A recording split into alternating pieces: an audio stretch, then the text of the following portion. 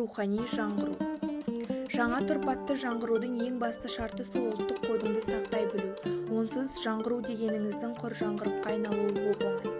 Жаңғыру атаулы бұрынғыдай тарихи тәжірибе мен ұлттық дәстүрлерге шекеден қарамауға тиіс.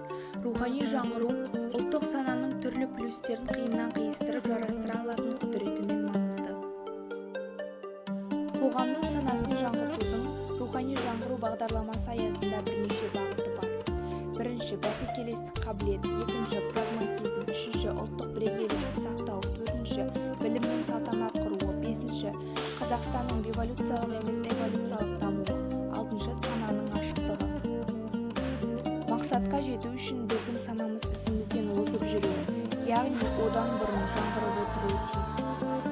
Рухани жаңғыру бағдарламасы аясындағы таяу жылдардағы міндеттер: қазақ тілін біртіндеп латын әліпбиіне көшіру, қазақ тіліндегі 100 жаңа оқулық жобасы, туған жер бағдарламасы, Қазақстанның киелі жерлерінің географиясы жобасы, жаһандағы заманауи қазақстандық мәдениет жобасы, Қазақстандағы 100 жаңа есім жобасы.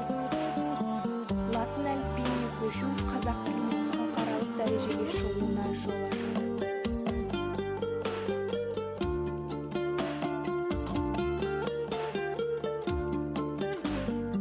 Сынаптай сырғыған уақыт ешкімді күтіп тұрмайды.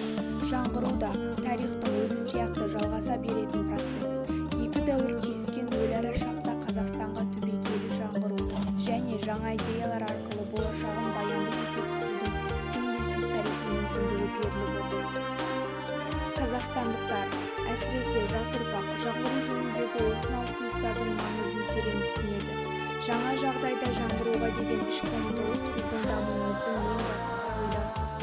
Өмір сүру үшін өзгере білу керек.